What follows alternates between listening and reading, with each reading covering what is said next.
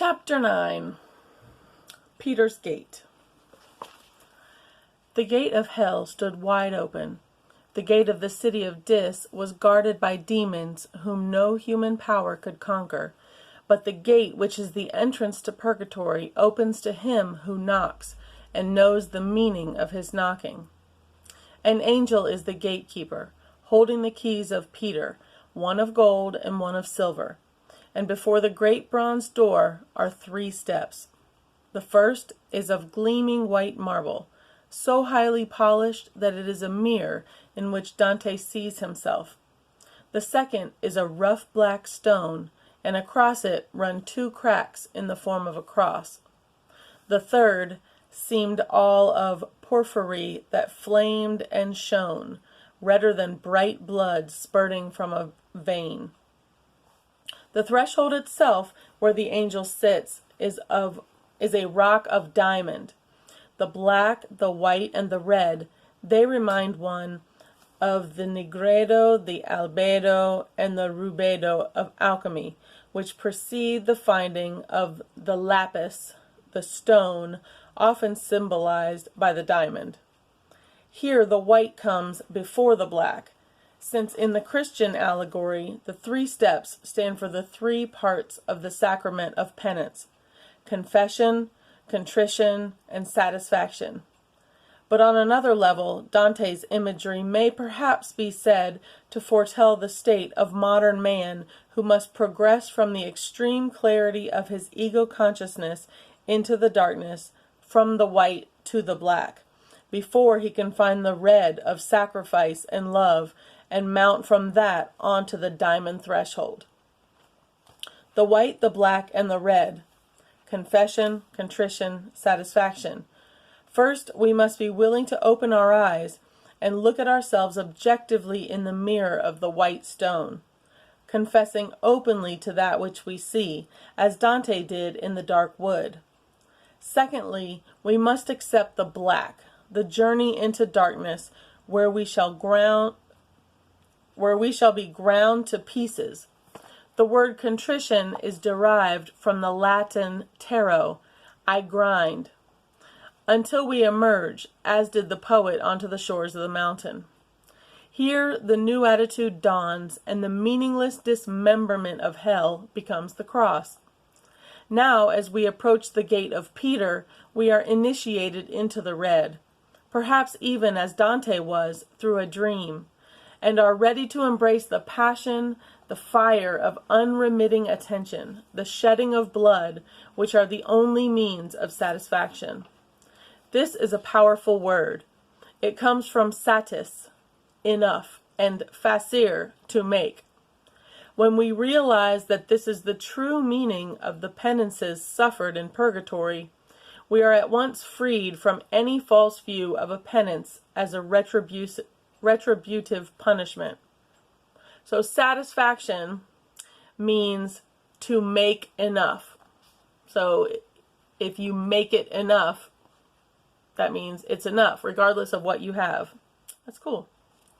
The experience of purgatory in the psyche is the conscious suffering of the tension between the opposites until we know it is enough, and are released from the swing between one extreme and the other into the transcendent function, in Jung's phrase. This is the satisfaction, the at-one-ment, the becoming one. So it's basically alignment. To him that knocketh, it shall be opened. But the knocking at Peter's gate is not upon the door, but upon the breast of the traveler himself. Devoutly falling at the holy feet, I prayed him let me in for mercy's sake, but first upon my breast 3 times I beat. This is a reference to the ritual of confession in the church. The penitent knocks 3 times on the breast, saying that he has sinned by my fault, by my own fault, by my own most grievous fault. It symbolizes a man's objective acceptance of responsibility as a unique individual. Dante's use of the images here vividly reminds us that the gate of purgatory is in each man's own psyche, and when we know this, we knock and the door is opened. Here, in fact, as ritually in the confessional, all excuse-making is at an end. The blame for weakness or failure can no longer be laid at the door of fate, or of our parents, of society, or of circumstances. Paradoxically, this does not mean that we assume unbearable responsibility for all the darkness within. This, it will be remembered, was the great danger at the gate of Dis. On the contrary, it means that we are freed from the burden of guilt in the moment when we take up our real responsibility, which is simply our own unceasing effort towards individual consciousness, towards maturity in love. There is, moreover, another deep truth in these two lines. I prayed him let me in for mercy's sake, but first upon my breast 3 times I beat. When a man asserts his personal responsibility and his dignity as an individual, he is in no way claiming importance for his ego. On the contrary, he is declaring that his ego, with its narrow outlook, is not the center of his personality. He does not knock on his head, but on the center of his breast, where, so to speak, the arms of the cross meet. He is asking for the gate to be opened, not because his ego deserves it or even wants it, but for mercy's sake. The taking up of individual responsibility, which is the acceptance of justice, of the scales, of the total commitment of purgatory, is at the same moment, on another level, the recognition of the mercy, which is all forgiving compassion, a totally different thing from the blind pity which we often mistake for it.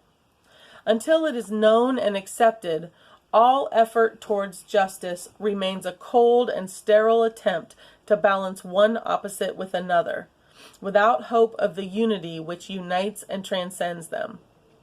How beautifully the 2 lines amplify the symbolism of Dante's dream. In it, his ego accepted justice and was plunged into the fire, but it was Lucy, the Lady of Mercy, who carried him up onto the threshold while he lay dreaming of the eagle. Awake now, though as yet he cannot see her, he asserts mercy as the beginning and end of justice. The angel now takes his sword, and with its point writes the letter P 7 times on Dante's forehead. And consciously he begins to pay. P here stands for peccatum, the Latin word for sin.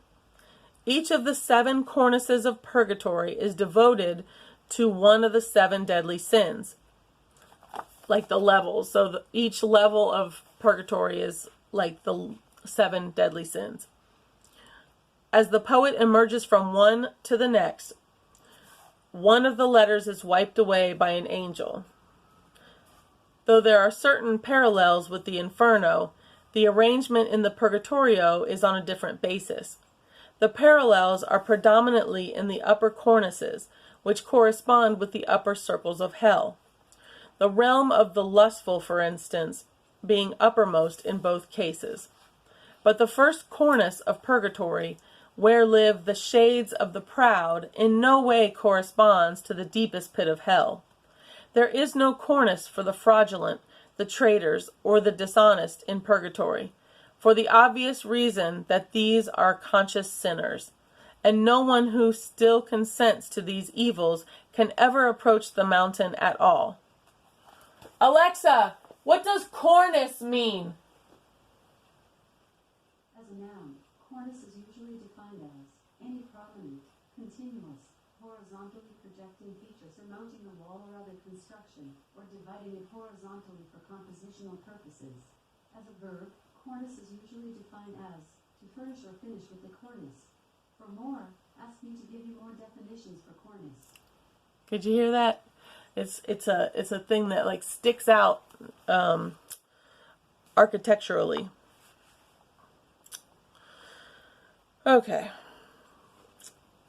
Where am I now? We know it well in our own terms, no one who is not prepared to be searchingly honest with himself can ever hope to begin on the way to individuation. The whole thing would be a lie, and the pretender remains in his hell. The will is already redeemed on the threshold of Peter's gate. The sins purged on the mountain are the instinctive forces in man which he has used for the pleasure or power of the ego, and which have therefore fallen from their state of natural innocence and possessed him from the unconscious. Here, man or woman struggles towards wholeness through the sacrifice of ego power and concupiscence. I don't know what that means. And so the wolf, the lion, and the leopard, restored to their natural beauty, no longer block the path to the mountaintop. The doors to this realm are opened by the angel with his 2 keys. The golden one is turned with ease, but the silver needs good stock of wit and skill to get the bolt to stir, for that one grips the wards and frees the lock. Dorothy Sayers writes of the allegory, "These are the 2 parts of absolution. The golden key is the divine authority given to the church to remit sin. The silver key is the unloosening of the hard entanglement of sin in the human heart. And this needs great skill on the part of the church and her priesthood when administering the sacrament of penance." Symbolically, gold is the metal of the sun, of consciousness. Silver of the moon, the unconscious. Ooh, that's cool. The man who reaches this threshold has consented consciously to give all he has to the quest.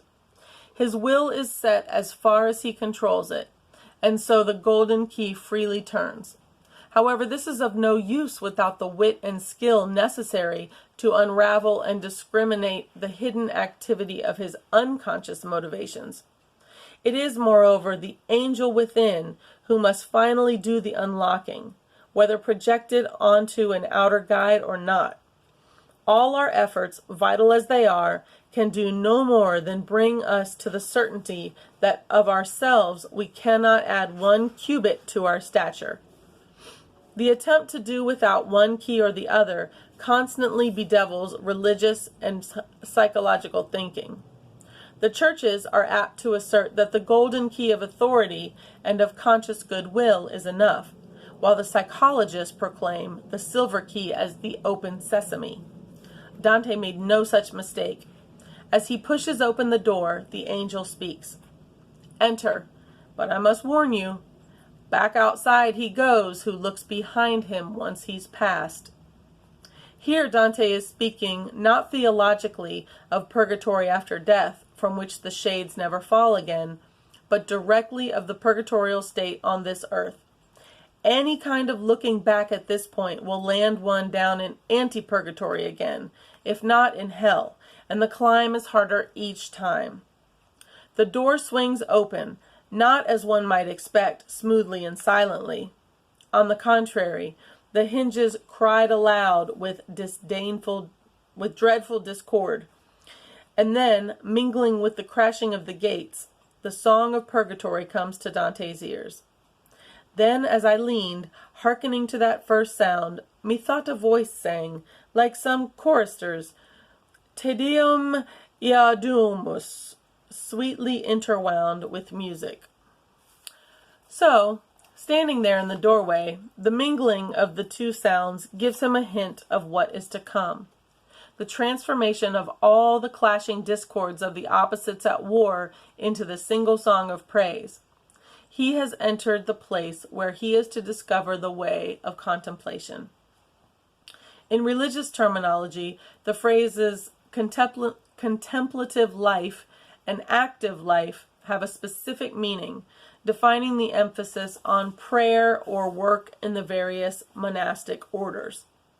But contemplation is in fact an attitude to life, a way of relating to all phenomena, whether of the world outside or of the world within. To contemplate is to look at, and at the same time to reflect upon that which we see, with feeling as well as thought.